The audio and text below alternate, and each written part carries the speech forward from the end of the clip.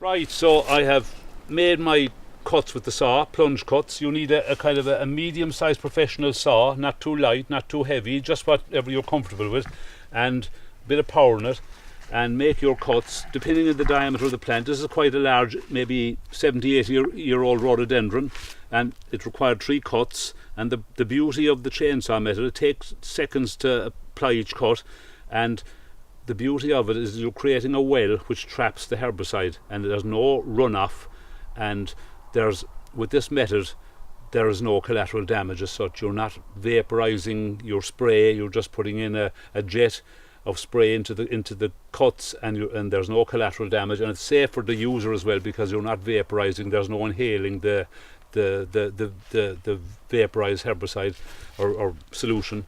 And you can see again, just it's a matter of maybe gaining some experience. 3 cuts for a very large stem like that, 2 for a kind of a medium size, or 1 for a smaller sized rhododendron. You can judge them yourself, and after gaining a bit of experience. But again, that's a rough kind of an idea as to how many cuts per stem.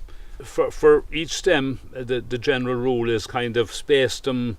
Maybe in this case they're 2 to 3 inches apart, but about that. And again, the big one here requiring 3, medium size 2 to 3, depending on what you think, and the smaller ones then 1 cut. And you can angle the cut as well, so you're covering more of the cambium layer like that. It's really, this method is all about getting the herbicide into the plant's transport system. The plant takes it up, and it will kill the plant 100%. You're putting in minute amount of herbicide into each cut. If you calculate the amount of herbicide mixed with the water, it's a minute amount of herbicide, but yet it's killing the plant 100%, and it's a very effective way, an environmentally friendly way of carrying out rhododendron control.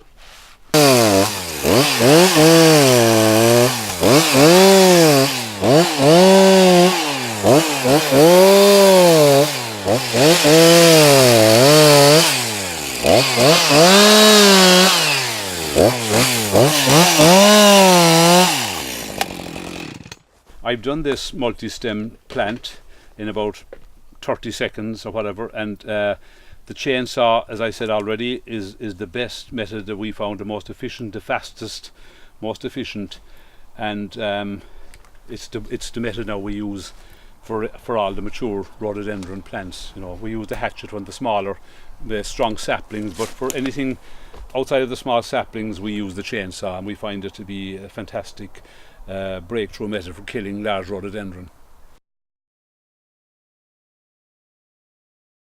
Here we are in an area where we treated the rhododendron plants about a year ago, and you can see they're all completely 100% dead, and there are some very large plants here that require 2-3 cuts, and they're again 100% successful. So I'll just say it again, for me this method has been a bit of a revelation and a breakthrough method as far as I'm concerned in the control of rhododendron.